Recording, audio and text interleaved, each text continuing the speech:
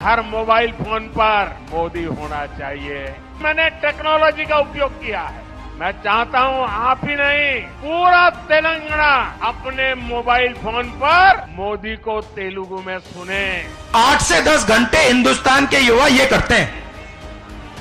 ये 21वीं सदी का नशा है और क्या है? ये सबसे खतरनाक नशा है। जो अदानी है ना, अंबानी जो है ना, ज्यादा से ज्यादा लिख के ले लो, सेल फोन पे 10-15 मिनट रहेगा।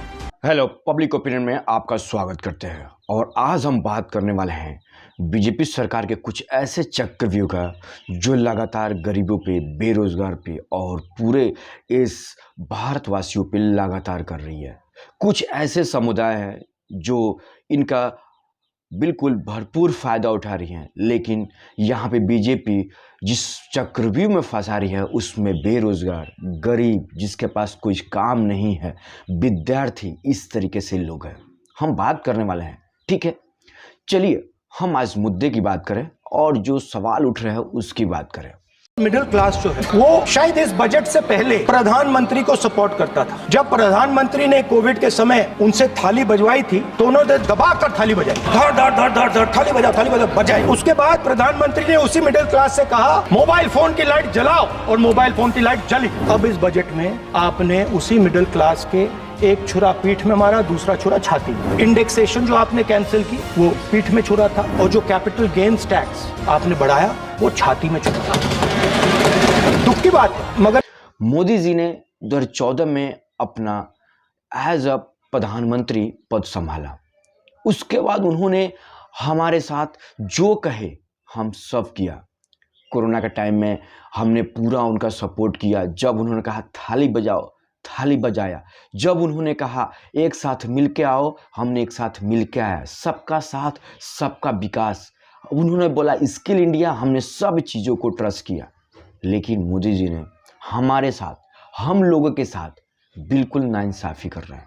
ये टैक्स पेयर्स को अपने बच्चों को शिक्षा के लिए प्राइवेट स्कूल में भेजना पड़ता है, उनको अपने हेल्थ के लिए हेल्थ इंश्योरेंस निकालना पड़ता है। सर, नौबत तो ये है कि जब नॉर्मल मिडिल क्लास आदमी बाइक खरीदने जाता है तो उसको 28% जीएसटी देना पड़ता है, लेकिन इस देश में जो कोई हेलीकॉप्टर खरीदना चाहता है उसको सिर्फ 5% जीएसटी है।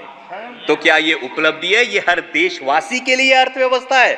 उन्होंने किसी एक समुदाय को, जिसके पास पैसा है, जिसके पास पूंजी है, उसको सपोर्ट तो करते हैं, लेकिन एक किसान जिसके पास कुछ नहीं है, एक बेरोजगार जिसके पास कुछ नहीं है, एक विद्यार्थी जिसके पास कुछ नहीं है, उसको लगातार बोल रहा हूं, एक चक्रव्यूह में फंसाया गया है। हर मोबाइल फोन पर मोदी होना चाहिए। मैंने टेक्नोलॉजी का उपयोग किया है।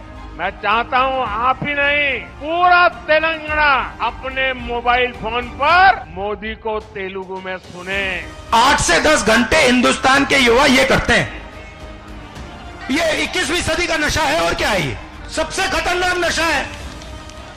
जो अदानी है ना, अंबानी जो है ना, ज्यादा से ज्यादा लिख के ले लो, सेल फोन पे 10-15 मिनट रहेगा। क्यों? वो पैसा कमा रहा है भाई। आपके बच्चे मोबाइल फोन देखेंगे और अदानी जी का बच्चा पैसा मिलेगा। युवाओं, बात समझ जाओ, आपको बेरोजगार बनाया जा रहा है। आप आधा घंटा रील देखते और 12 घंटा काम करते हिंदुस्तान के लिए, हिंदुस्तान को बनाने का, बिल्ड करने का काम करते। वैसा हिंदुस्तान हमें चाहिए। अगर हम बात करें कि आज के बहुत साल पहले अभिमन्यु को कौरवों ने अपने चक्रव्यूह में फंसाया, अब उसको मौत के घाट उतार दिया। आजा। हाँ, तुझे मुक्त कर दूंगा। मांग मुझसे भीख मांग।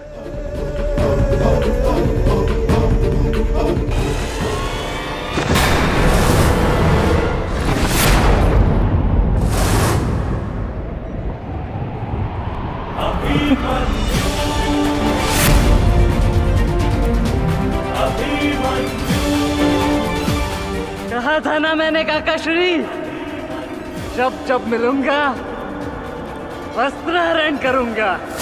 आज रोज किसान को फंसाया जा रहा है, रोज बेरोजगार को फंसाया जा रहा है, रोज विद्यार्थी को फंसाया जा रहा है, रोज जो मिडिल क्लास है उनको फंसाया जा रहा है। अगर हम बात करें कि यहाँ पे कि हमने उनको चुन के भेजा, उन्होंने जब जब बोला हमने चुन के भेजा, लेकिन आज ये हालत ऐसा है, ये आलम ऐसा है जहाँ पे अगर बात किया जाए तो सिर्फ वो कुछ समुदाय को छोड़ दिया जाए तो किसी के लिए कोई काम नहीं कर रहा है। इस बार का बजट आप देखेंगे, इस बार का बजट को आप थोड़ा एनालाइज करेंगे तो आपको अंदाजा लगेगा कि गरीब उनके लिस्ट में था ही नहीं, बेरोजगार उनके लिस्ट में था ही नहीं, किसान उनके लिस्ट में था ही नहीं। मीन्स यहाँ पे सिर्फ ऐसा चक्रव्यूह बनाया जा रहा है जिस चक्रव्यूह में हमको, आपको और जो नीचे तबके के लोग हैं उनको उस चक्र में फंसाकर हमेशा के लिए जैसे अभिमन्यु खत्म कर दिया गया, ऐसा कर देना चाहते हैं।